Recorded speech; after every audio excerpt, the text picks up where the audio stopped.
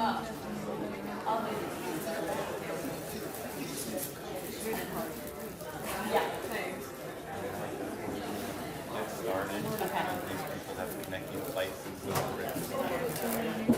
no worries.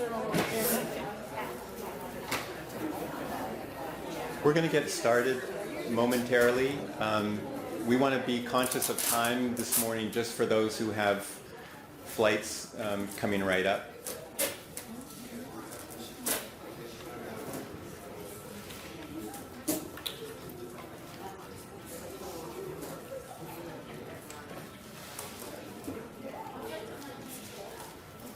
For our next program, we've got a trio of speakers who are going to talk to us about planning for and launching an online ALR course. We've got with us this morning Hilary Hardcastle from Hastings and Barbara Swatt Engstrom from Seattle University and Suzanne Mawhinney from USF's Law Library. Please welcome Suzanne, Hilary, and Barbara. Thanks. Sorry, I sound terrible, but thank you all for sticking around for this final presentation. Before we get started, I just wanted to get a show of hands of how many of you teach advanced legal research, some sort of advanced legal research course, and how many of you have taught or teach an online advanced legal research course. So we have one person out there. All right, well, feel free to pitch in anytime during this presentation.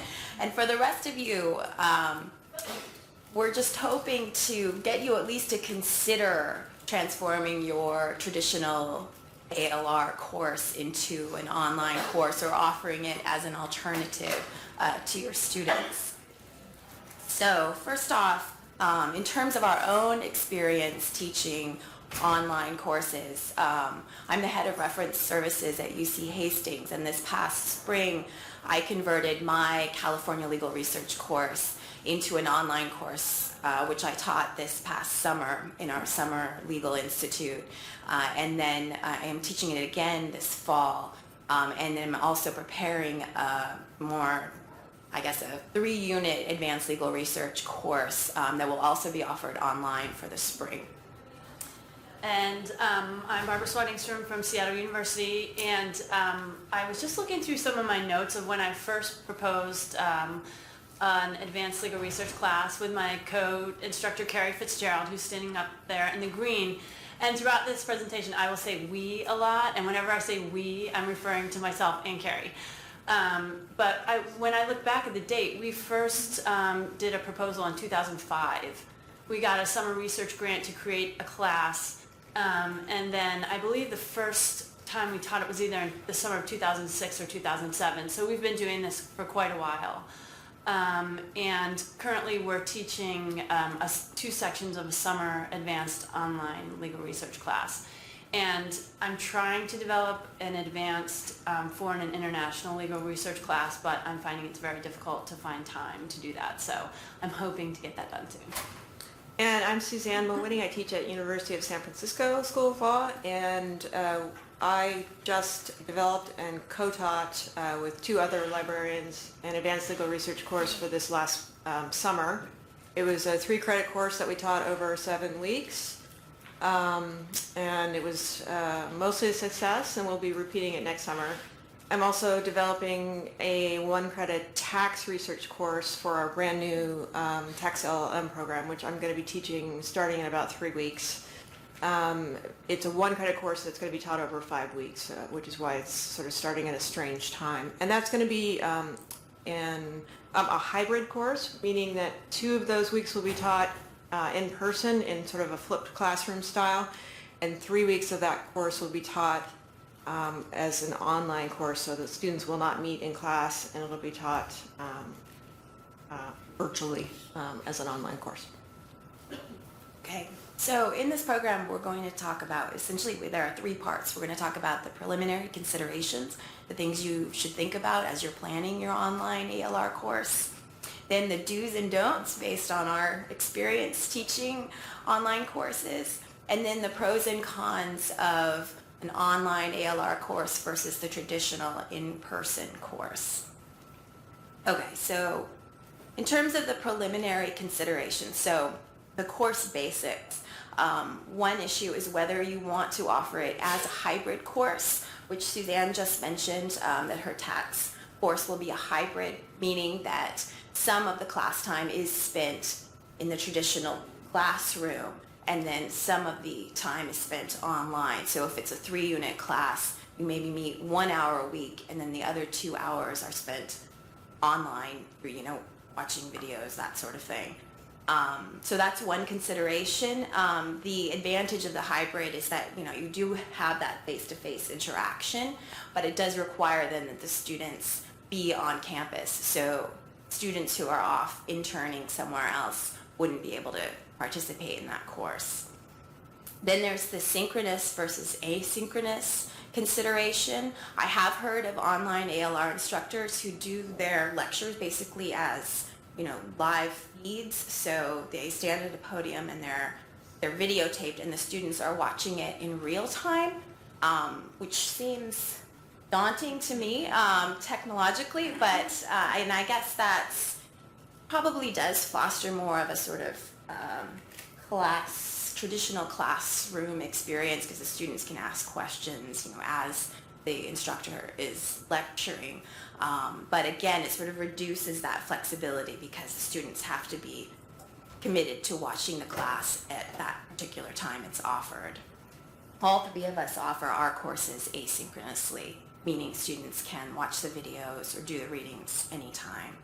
The next thing is the timing, and by that I just meant how the course unfolds. Since you're offering it online, you have a lot of flexibility in terms of when you make the materials available.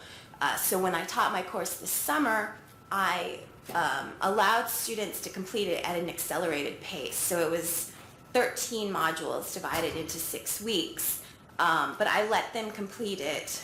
They could complete it as quickly as they wanted to. I set deadlines, but if they wanted to complete it all in the first 3 days, they could. But I set it up so that they had to complete it in order, so they couldn't complete Module 2 until they had completed Module 1 and so on. And this fall, I'm teaching, over the regular 13-week semester. And with this, again, I'm letting them complete it at an accelerated pace, but every 4 weeks they sort of have to stop and wait for the next. So basically every 4 weeks they kind of catch up to each other. And that's just I feel like that keeps the students in sync with each other more than if I let them, some of them complete it in the first week of the semester. We had a more strict and traditional timing schedule. We had our 7 weeks divided up into topics. So week 1 was research strategies, the next week was maybe statutes, the next week's cases, case searching, and so on. And we divided our weeks, so Monday through Sunday. Monday they would get their new materials, readings, videos, things like that, and their assignments for the week. And their major assignment, which we refer to as a solo assignment because it was the one big assignment they had to do for the week, and they had to do it alone. They couldn't work together, was due on Sunday. So they would do all that week's work, and then on Monday they would start their new week. So if they did, week 2 was statutes, then Monday morning of week 3 they would get their new materials for case law or whatever it was. And they could not work ahead. So everybody was always working on the same thing at the same time. And we had strict deadlines, and so it was a much more traditional schedule for our class.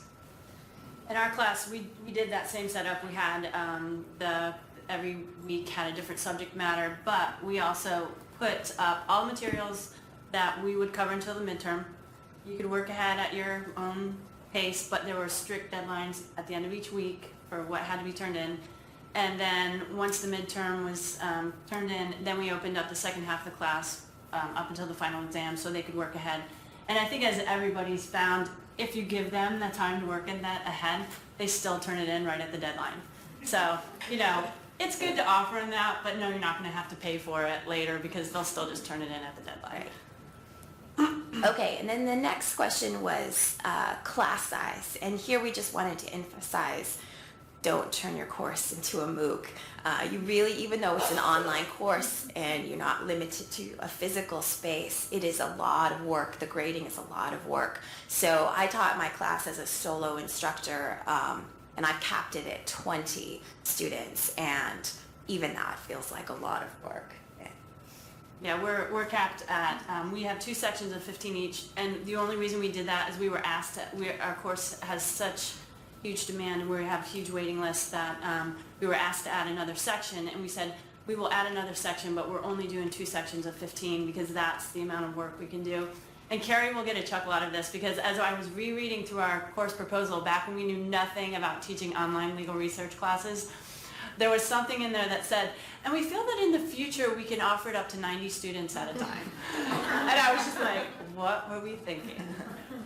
We capped ours at 30, and even though I had co-teachers, we divided our weeks up, so there was only one teacher teaching any one week. So each week that you were teaching, you had those full 30 students or however many you had. So you were grading everything for the week. So 30 would have been plenty. We ended up with initially 24, and they sort of dwindled down to, I think, 18 at the end. We lost a few for various reasons.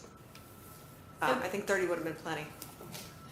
The next consideration then is just the number of credits. And if you're converting a traditional ALR course that you've taught in the past into an online course, this can be easier because you can just sort of cover the same material. If you're starting fresh, it can be a little tricky figuring out the number of credits because even if you're making video lectures with editing and that, your lectures will probably not, you hope your lectures don't span the amount of time that you would have spent, in the classroom lecturing. So that can be a little difficult. And then the last consideration is access to the library and library resources. And that's where, and this is something I thought about as I was planning my course, was whether I wanted to require them to use print materials in the library. And ultimately I decided not to because I didn't want to force students to be, to be able to access the library. I had a lot of students who were interested in taking the course who were interning elsewhere. So, but that's something to think about. If you think that teaching the print materials is essential, then you can require that. There's just that limitation in terms of geographical. I did want to make one other point about the number of credits. We had initially decided to offer our course for 2 credits, and we ended up increasing it to 3 credits, even though it was a summer course, and it's a lot, because we realized that students needed to have at least 3 credits to qualify for financial aid, for federal financial aid. And we were concerned that students wouldn't take our course, or wouldn't be able to take our course if they couldn't get financial aid, unless they found another credit somewhere. So we increased it to 3 credits in order for students to be able to get the aid they needed to take our course. And we think that was a good decision. And one other thing on the access to library resources, we opened our course to non-USF students. And we had to really think about the assignments we gave and the resources that we were requiring our students to use, and whether we were requiring use of any databases that might not be available to non-USF students. So if, for example, we gave an assignment that required them to use IntelliConnect, which we have, but maybe other students from other law schools didn't have a subscription to, we needed to be careful we weren't assigning things that someone else may not have access to through their library, or make sure we could get them access for the summer term. So things to think about when you're designing your course if you have students from elsewhere, in addition to whether you're using print versus digital materials. Okay, then the next consideration is technology, and online courses inevitably involve technology, and you will probably need some sort of learning management system to serve as a platform for your course, which will host videos. If you make videos, it'll host readings. It's where assignments will be posted. And this is a list of some of the sort of more popular learning management systems out there. Blackboard for Lexis, Twin, Moodle, which is an open source platform, and Canvas. And here you might not have a choice. It may just be whatever your university or your law school has purchased. This is a shot of my course at Hastings. Hastings had purchased Blackboard, which is a very nice platform. It has a lot of bells and whistles. I mean, there are all these options for things you can do, which can actually be can be time consuming to learn all of them, but it does give you a lot of flexibility. So here you see I divided my course into these course modules. So these were just folders in which I kept, each week's worth of content. And then within those modules, there were links to the videos, the quiz, instructions for the weekly research exercise, and then I had them post their responses on a discussion forum. And then they were, to earn top points, they were supposed to comment on each other's posts, which we'll talk about is not all that effective, really. And this is just an example of one of the quizzes. So Blackboard gives you probably 20 options for question types. So fill in the blank, short answer, true, false. And the nice thing is if you set, true, false, it will grade those for you. So you don't have to go through and grade those. And then this is just an example of the discussion forum with a student posting a response to one of the weekly research assignments. And then again, other students can then comment on this. So this is our Lexis Blackboard version of the class. So everybody that has an academic Lexis account, you have access to Blackboard, which, as Hilary said, is a really fantastic course management tool. It has a lot of flexibility. There are some issues with it that you would want to know about before you get started, but overall it's really, so far that's the system that we're liking the best.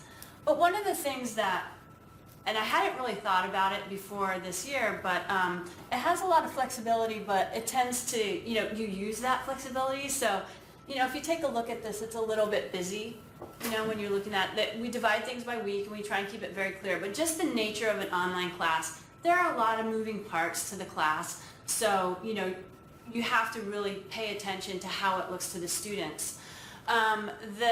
This past summer, our university switched to, I'll just do the Canvas now, just to. Want me to advance? Oh yeah, sorry.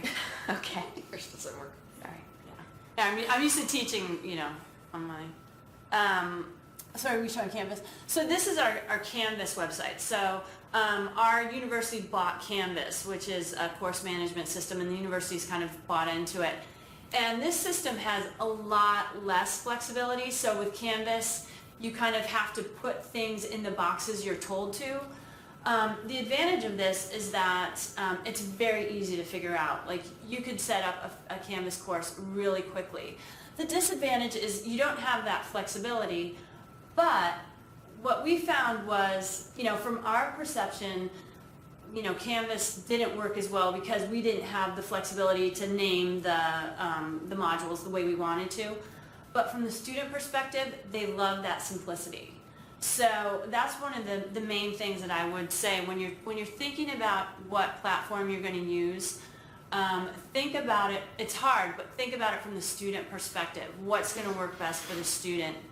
And then one last thing, and this has sort of been our deal breaker for any system that we've used. We've used probably 4 by at this point in our advanced legal research class history.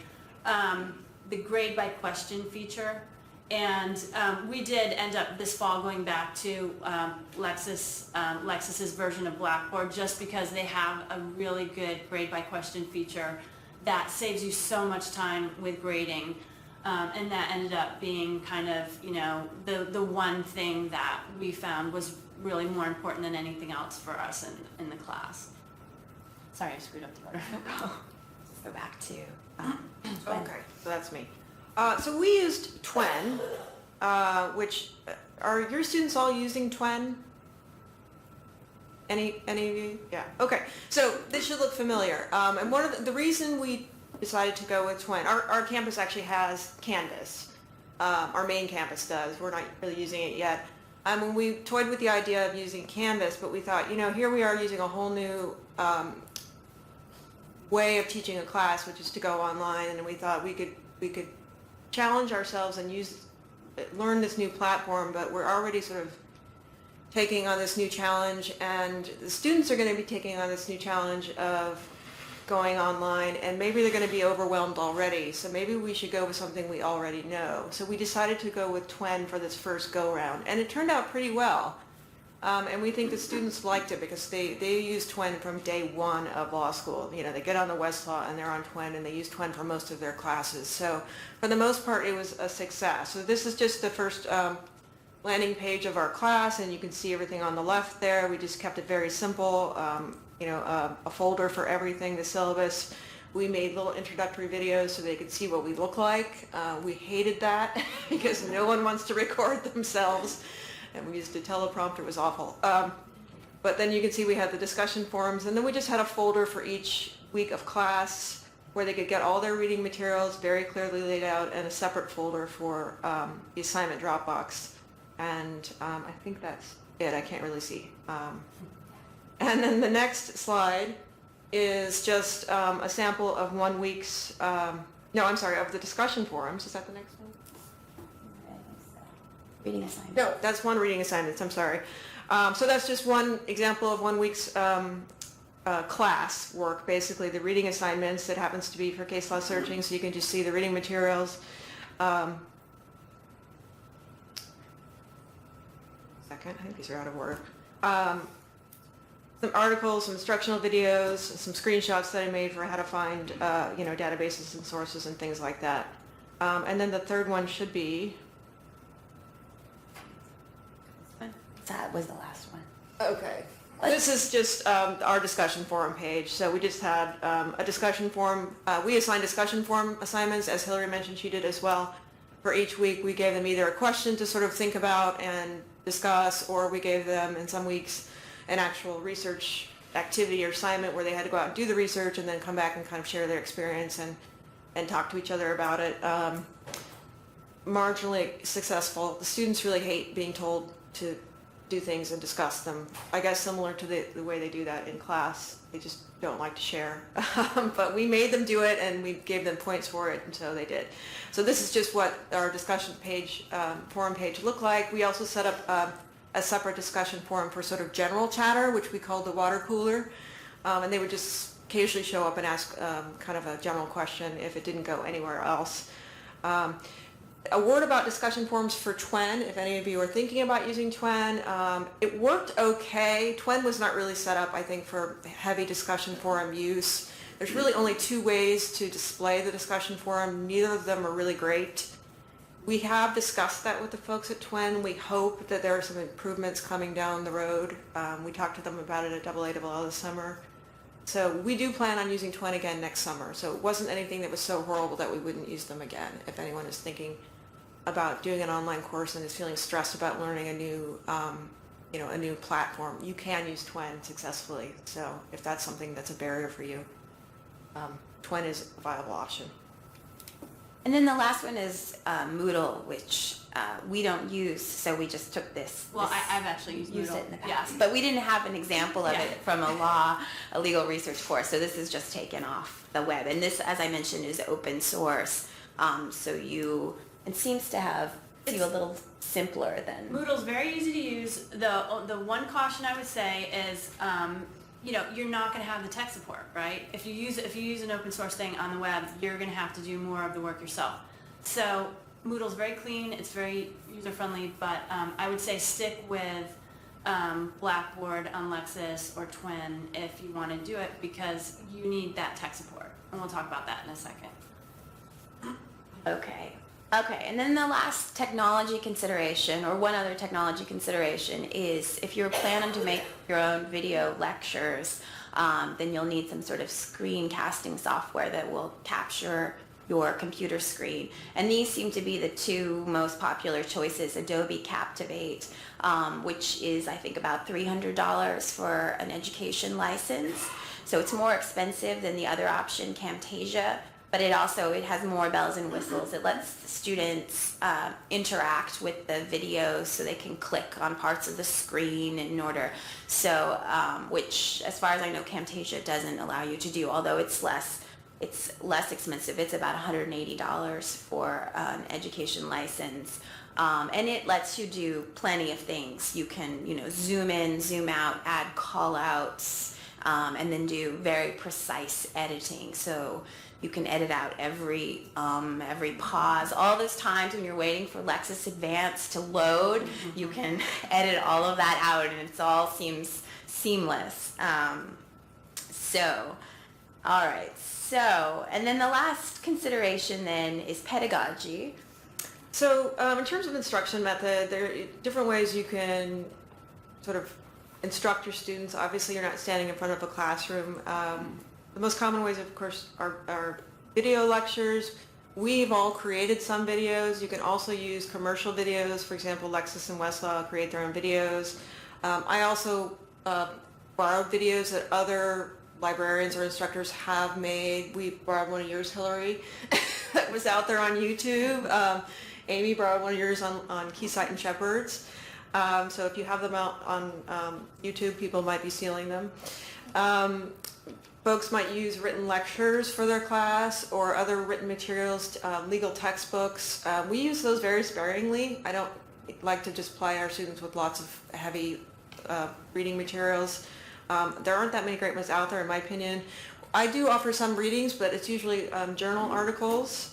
We also use some Cali lessons, partly for instruction, partly for also assessment. We actually require them to get a certain score in order to get full credit. We also use some quizzing to make sure they're doing the readings or watching the videos. So that's most of the instructional materials that we use. Did you want to add anything right now? Or? Okay. In terms of content, we basically began with our regular ALR courses and sort of modified that material. We were already flipping our classrooms anyway, so we had some videos already made. We'd already taken our long lectures and shrunk them considerably, so we had a good start. We had already created a lot of videos anyway.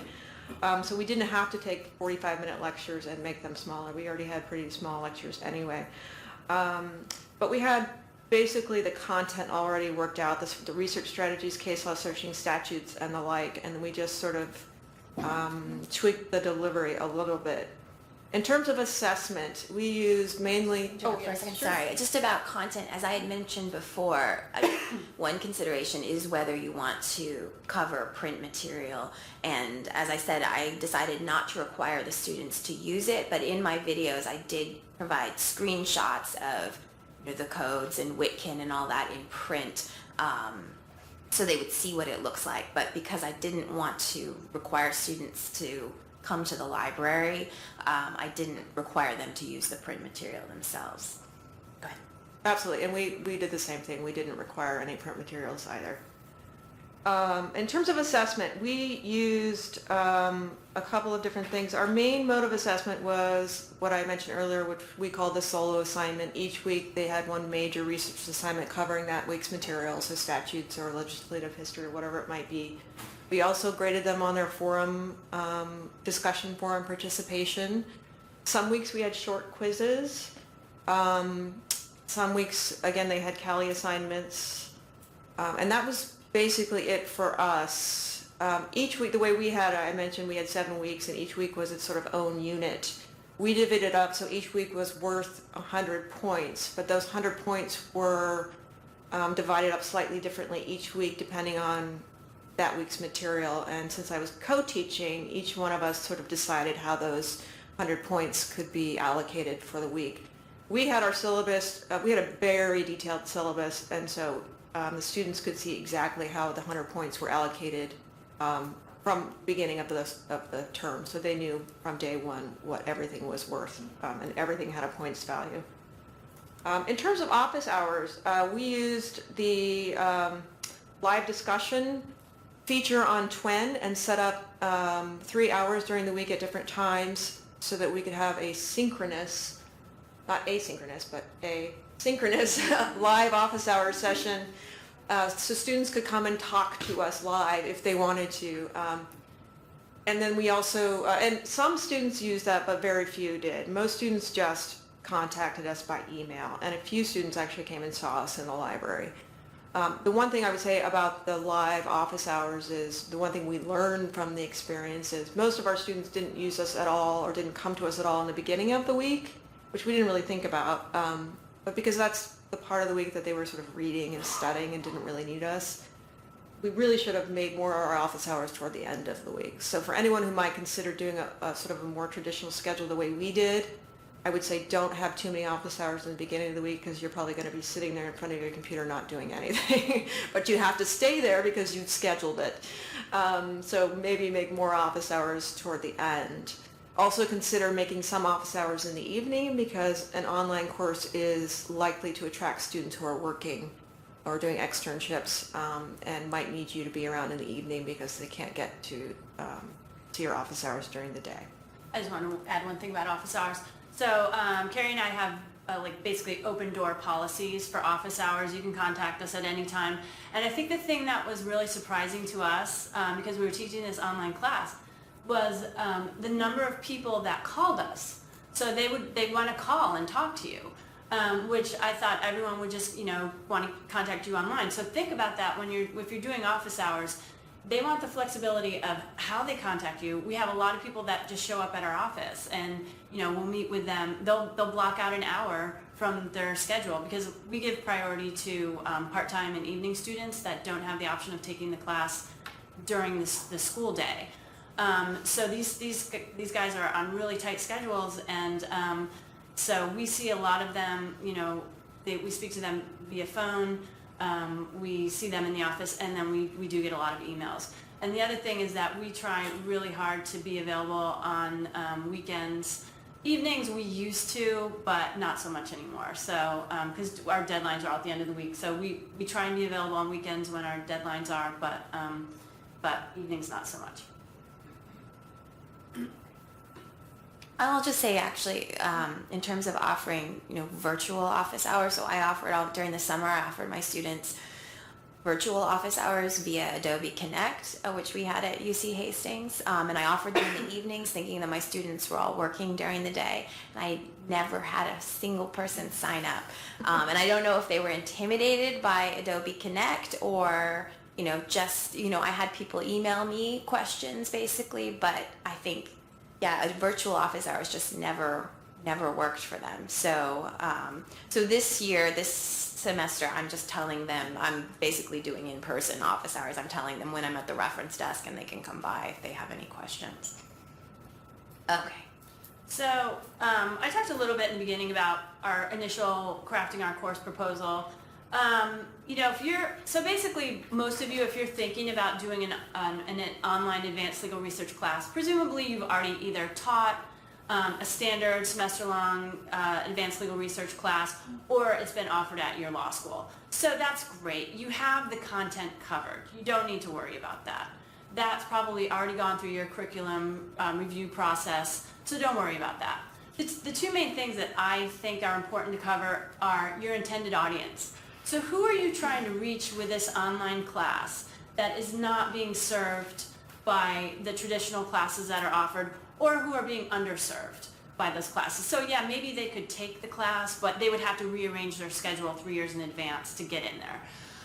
So your intended audience is going to be a really important part of your proposal.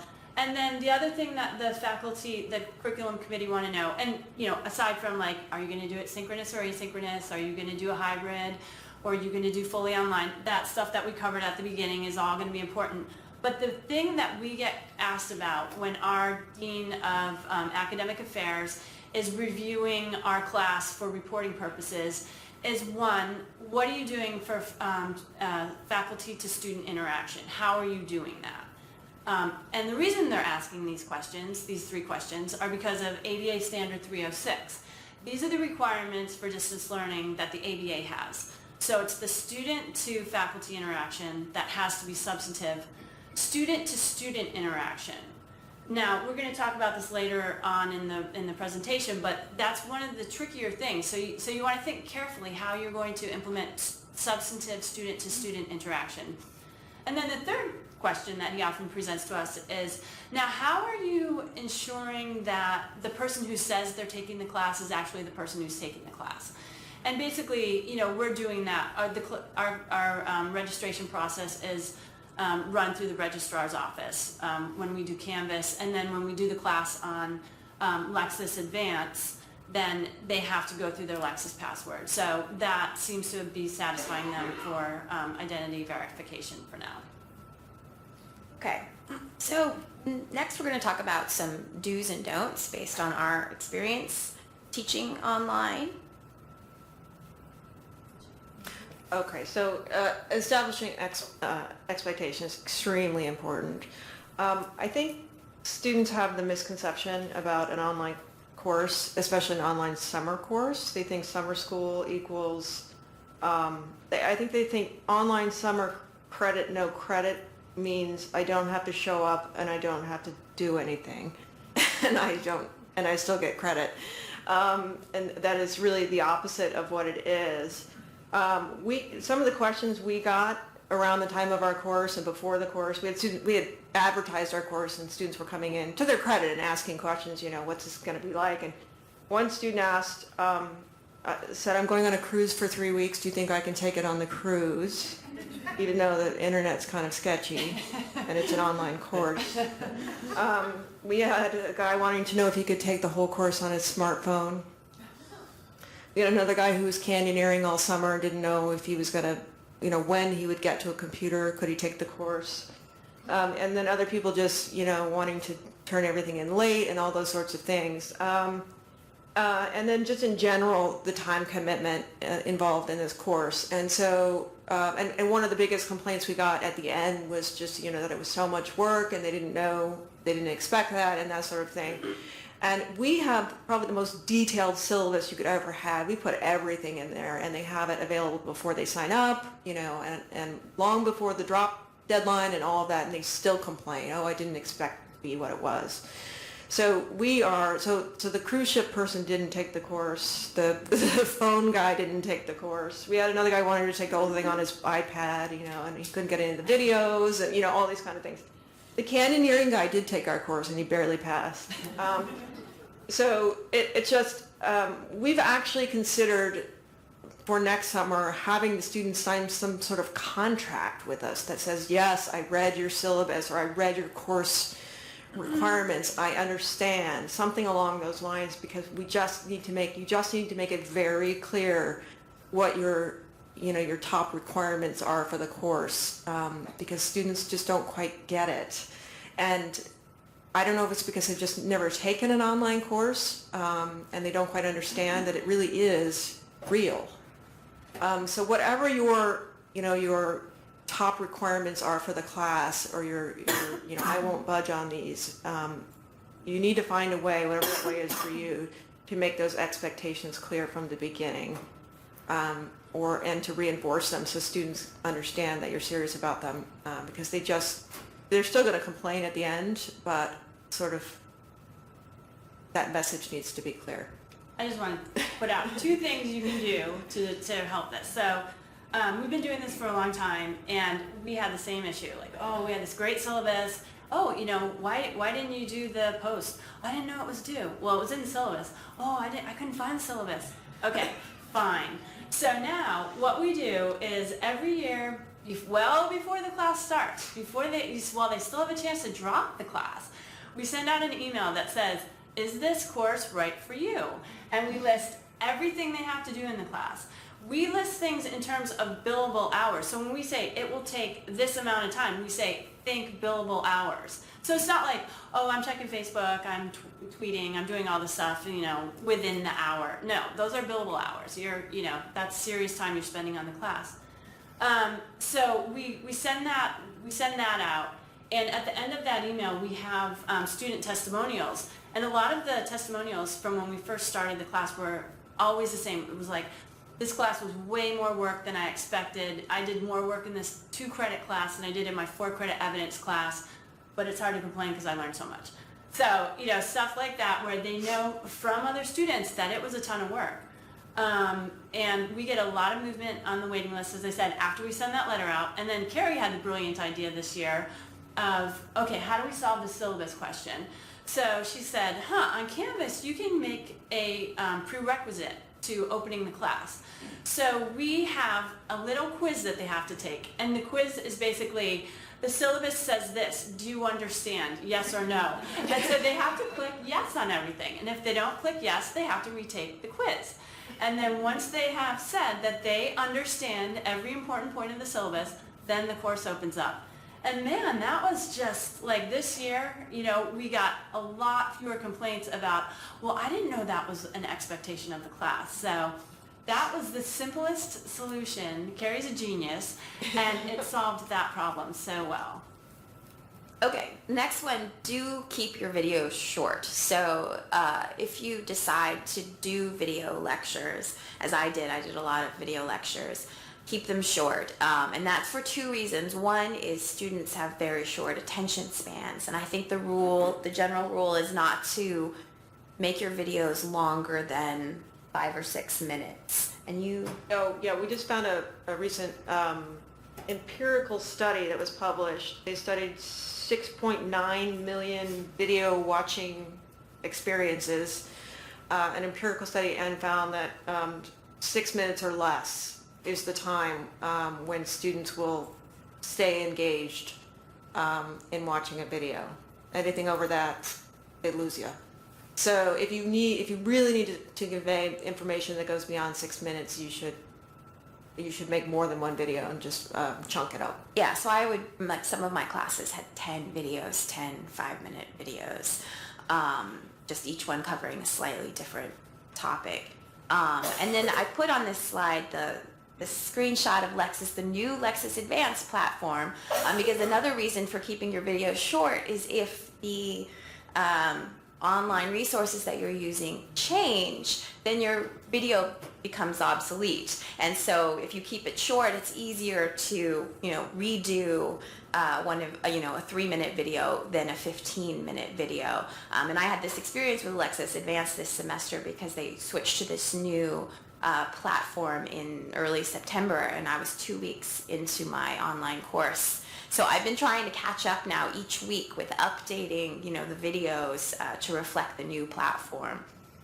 So, which can be more work if your videos are longer. I just have a quick question. We have an LMS in our firm, and we're starting to implement videos for similar training just to a firm environment. But one of the things we're doing is we're reaching out to the vendors and using some of their content rather than reinventing the wheel. So I was wondering if you guys are doing any of that and implementing those into your classroom projects. We pretty much gave up on making our own videos after like 2 or 3 years, because of the amount of time it takes, and because of the fact that the students, they have to be so short for the student to engage with it, and we just felt like there were better ways to do it. But for the students that are visual learners, a video that is provided by a vendor that is up to date is a great substitute. So yeah, we totally integrate that into our class. We do as well, but not all of my videos are videos instructing on how to use a vendor tool. Some are, explaining a statute or how, the difference between a statute and a code or something like that. So it has nothing to do with that. So I have to make my own. So it might be a PowerPoint PowerPoint presentation that I'm talking over, kind of thing. Okay, next one is do keep your class size small. And I just really quickly, I think this is very obvious, right? You wanna keep your class size small. But the thing to think about it, the way that I think about it is when you're teaching a traditional class in a classroom, there's a lot of passive learning going on. Not every one of you is asking me a question right now. Or not every one of you is doing something. You're listening and you're getting the information that way. When you're teaching an online class, when we're providing information to you, we have to test whether you're listening.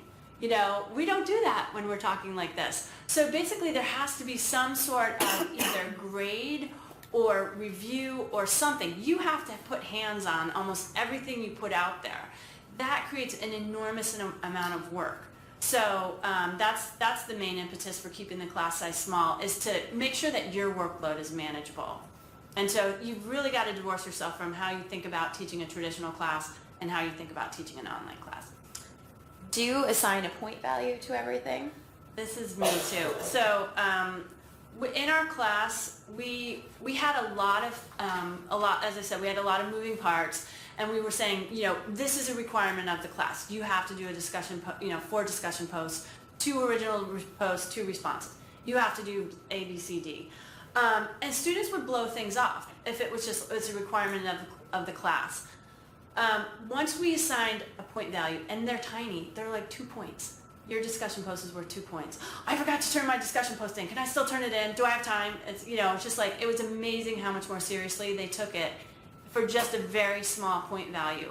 And the other thing that I would suggest for assigning a point value to things is you're not backing yourself into a corner. So we had a couple instances where we started out not assigning point values to things like the discussion forums, and then students would blow them off. Well, in our syllabus, we said it was a required part of the class. To pass this class, you have to do A, B, C. If someone doesn't do it, okay, they theoretically should fail the class. All right, so you go and talk your dean of student affairs, and you say, well, they didn't do this discussion post, I'm going to fail them. That doesn't go over too well, because it's basically a very draconian measure for, what's pretty much class participation.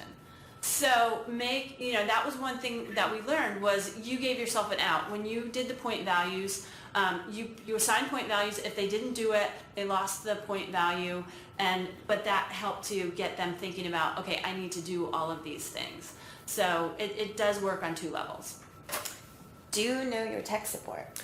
So, this seems obvious, but last year I mentioned that we use Cali assignments. So this last summer we were teaching, and one of my colleagues assigned a Cali assignment, and it was required, and he had a specific due date for it. And wouldn't you know, you may all recall that Cali totally redesigned its website in June while we were teaching.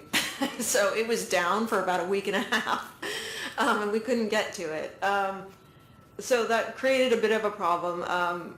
And just the fact that we had someone there, a specific person that we could contact that was A, sympathetic to us, and B, could give us very clear information about when it was going to be back up, was really helpful and comforting, because we did have to tweak our schedule a little bit, but it was better than sort of calling a general helpline and just sort of having someone say, yeah, we think it's going to be back up on this date or whatever. So that was really helpful. And one other little story, we were doing a training. This was not for our online course, but the principle applies. We were doing a training. We do a January training every year for all of our 1Ls for Lexis and Westlaw training and terms and connectors. And we had set up this search problem and made up 200 handouts and all of this to do a search problem. And 2 days before Westlaw stopped working, and for exactly our search problem. And so we called and said, this isn't working. And they said, well, just change your problem. And we said, we have 200 handouts and slides, and all of these 1Ls are coming, and we can't change our problem. And so we were able to get someone on the phone, and it wasn't just the general helpline. We had a very specific person who, again, was sympathetic and really, really went to work to help us fix the one problem we needed, and they got it working, and we were able to use our sample. So having a specific tech person who will work with you as opposed to just calling the general number can really be helpful. So if you're working with a particular technology, it's good to have that person, a tech person that you can rely on in case things go south. So now the don'ts. Sorry, can I just say one more thing about the tech sports very quickly? So with tech, there's a bunch of known issues, like with Lexis Advanced Blackboard or Lexis Advanced version of Blackboard. It's set to East Coast time. So if you make an assignment due on your time period and it's set to East Coast time, and you have the Dropbox closing, it's gonna shut down. So the more you can do at the beginning of getting to know what the known issues are, knowing your tech support, the better off you're gonna be. You're not gonna end up with those surprises. The other thing is, as part of your course proposal, the ABA Standard 306 requires you to have adequate tech support. So just when you're making that proposal, this is part of what you need to do to just create the course to start with and get it through the curriculum process. All right. Again, don't make assignments due Sunday night. So as I mentioned, all of our weeks went from Monday to Sunday, and all of our major solo assignments were due Sunday night. Seemed like a good idea at the time, but as students will do, they all waited until the last minute to do the assignments, which means all of their last minute questions were bubbling up on Sunday. And who do they need to ask those questions of? Well, us. Which meant all their questions were coming in by email on Sundays. So we either had to be in front of our computers all day Sunday or trying to answer questions from our smartphones while doing whatever it is we're trying to do on our day off on Sunday, which is really not ideal. Either because you don't have your materials with you while you're running around with your phones doing whatever you're doing on your Sunday, or you have to be, again, in front of your computer.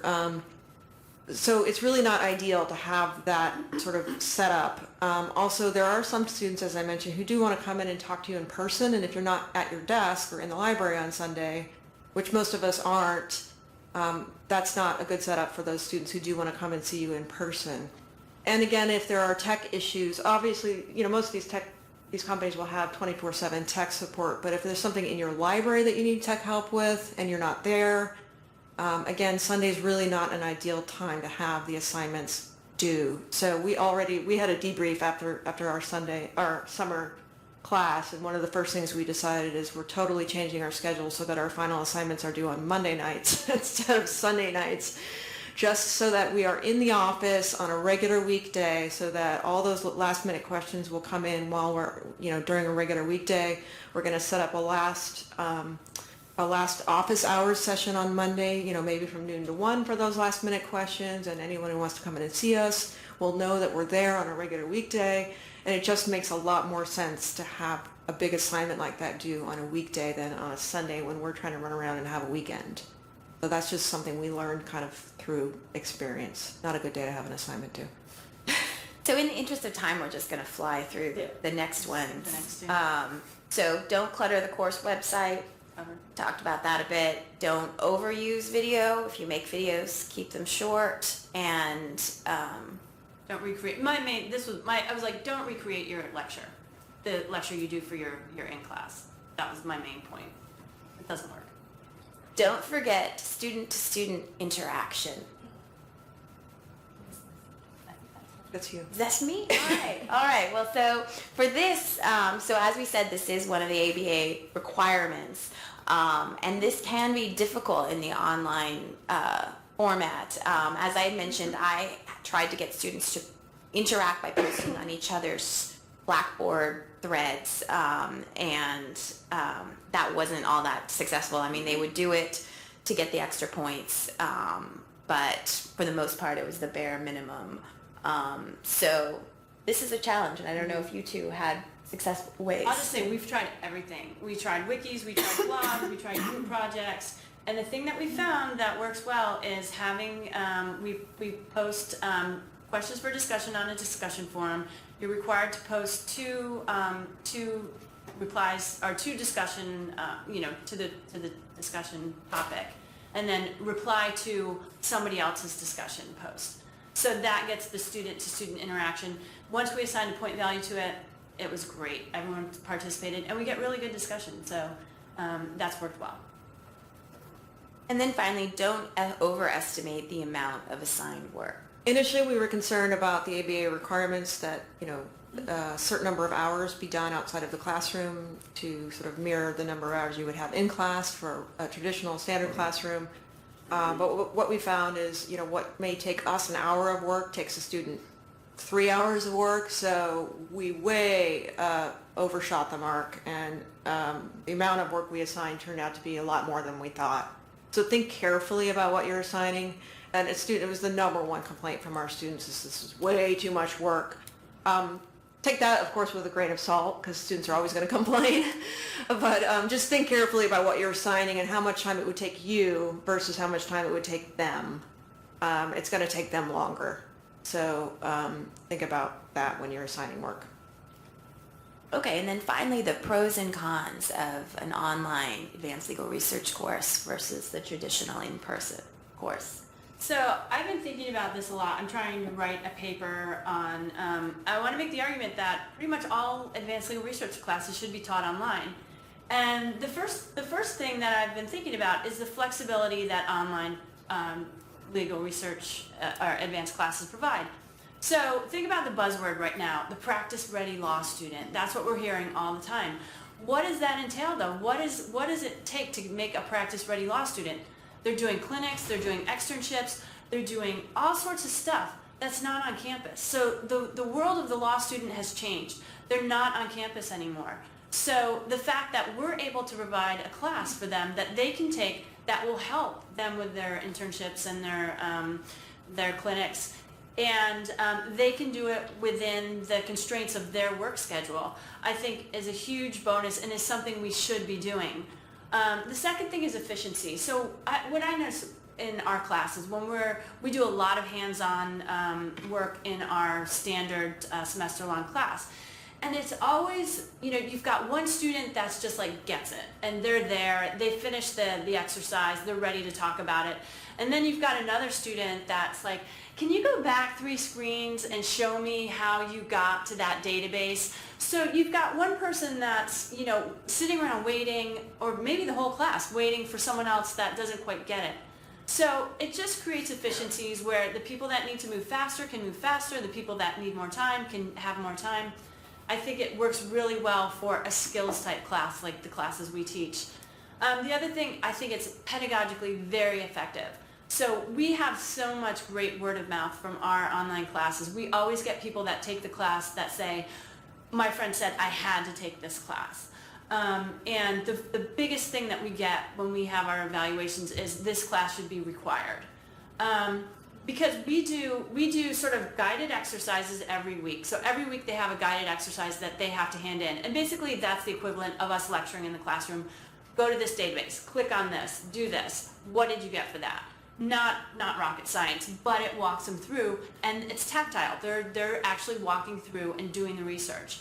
And then we have exams. We have a midterm and a final where they're set loose, and they have to be able to use the skills they learn and then answer the questions. And the students do really well on that. It's amazing. I think they're amazed at how much they learn in that class from having walked through all these different things.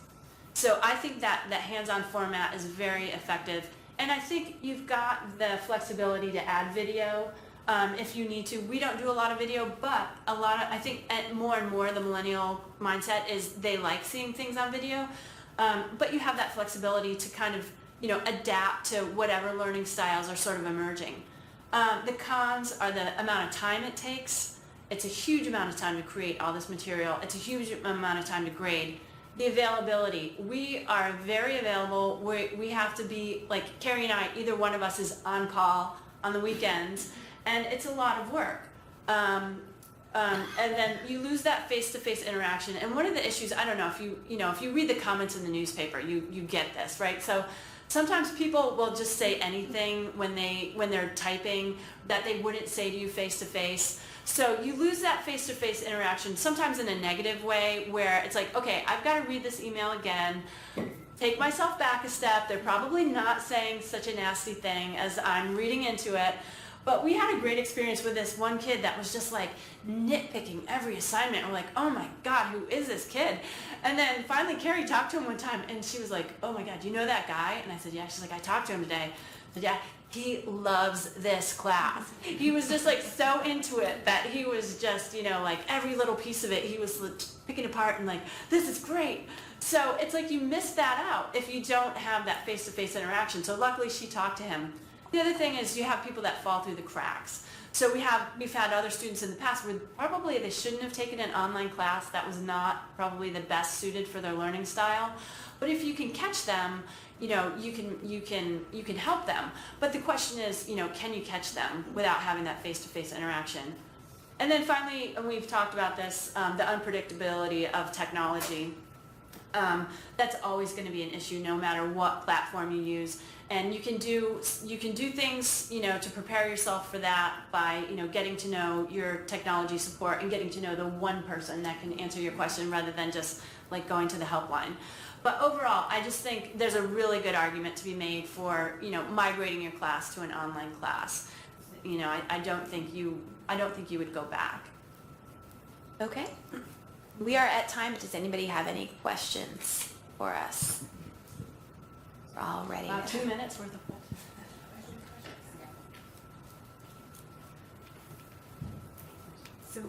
Sorry. The question is, well, I have a couple questions. One is on the ABA Standard 306 about interaction with the students. It seems like the new version of the ABA standards kind of relaxes that. Are you talking more about how it was before, or do you feel like it still requires you to have lots of interaction between students? This reflected the new version, which is definitely, it is more relaxed than the old, but does still use that language about faculty to student interaction and student to student interaction. But it is definitely more relaxed than the old standard, I think reflecting, the direction in which law schools are going, that they are moving into this online forum. Can I ask one more question as well, just about, do your schools continue to have do you have still legal research classes that are done in person, or is it all online now? I'm still teaching international and foreign legal research in person, and part of that, partly I just haven't had time to convert it because it is a huge time commitment to make these classes go online. And also with that, I feel in terms of the resources that are available for researching foreign and international law, I'm not sure. I feel like I use print materials more, and that's difficult to do than in an online course, unless I require students to go out into the library and use the print. And we're still teaching an advanced legal research class in the traditional class. It's a flipped class, so a lot of it is already, they're doing a lot of online stuff in that class anyway. But, Carrie and I talk about transitioning that class into an online class fairly frequently, just to give the students that want to take it more flexibility. We teach advanced legal research in California, legal research in the traditional format. This was our first, the law school's first online course. As usual, they made the librarians be the guinea pigs. But I think we're going to head more in that direction. I'm just not sure when or which courses or what. The tax one will probably end up being all online at some point. I have 2 questions. One, pass, no pass, or credit? And if it's credit, not credit, but graded, do you have to follow a curve? And then the other question was, do you have concern by doctrinal faculty members that this may be a wedge in the door as far as online for their classes as well? I think our dean would love to see it as a wedge in the door, but like pushing them through the door to... there was a faculty meeting, not that long ago, where she was just like, if you want to flip your class, flip your class. I mean, the ABA, that's the momentum that's happening right now. So, I think the faculty, it's a good nudge in that direction. We were actually the first class at Seattle U that was an online class. And as far as credit goes, I don't know. I think everyone probably does pass-fail. We're all credit, no credit. Yeah. We are graded, Oh. but it's not on a curve because we have fewer than 30 students. Which is part of why the grading takes so long. I assign A's, B's, C's. So, and everything has a point value, and yeah. Ours is credit, no credit, but I give points to figure out if they get the credit, no credit, so I feel like I'm grading anyway. And I think our dean probably is thinking along the lines of eventually other courses becoming online, and we were just the first. We volunteered to go first, sort of. Not really. And I think that Penny was talking about like making your presence known with publication, but this is one way that librarians are at the forefront. And Carrie and I are kind of the go-to people for people wanting to use Canvas or wanting to do online classes. So, we gave a presentation to the faculty last summer about online, using an online learning management system. So I think it's a real bonus for you as a librarian too. I don't think you're going to get pushed back the other way for it.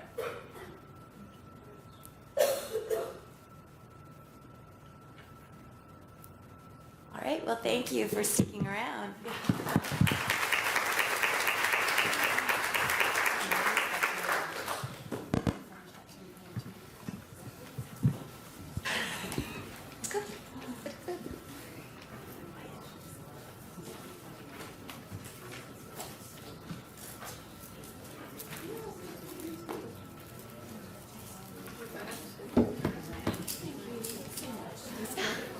Oh, good.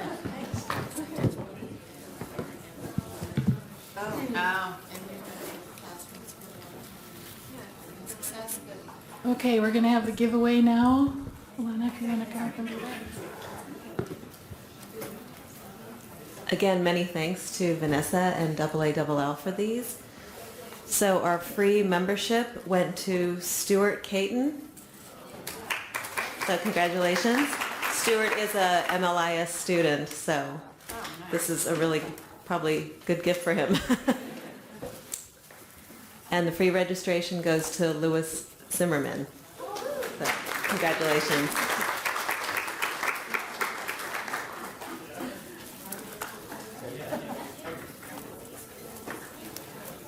The people who do the most work for these conferences really are the committees, not the president. And so I want to thank Bonnie for all of her hard work in making such a good educational program. Thank Penny. And I know Alana has to return home to her 15-year-old dog named Xena. And when you get home, Alana, you've got to bring a toy back for your dog. So I got you a chewable buffalo. Thank you for an excellent job, Alana. Thank you.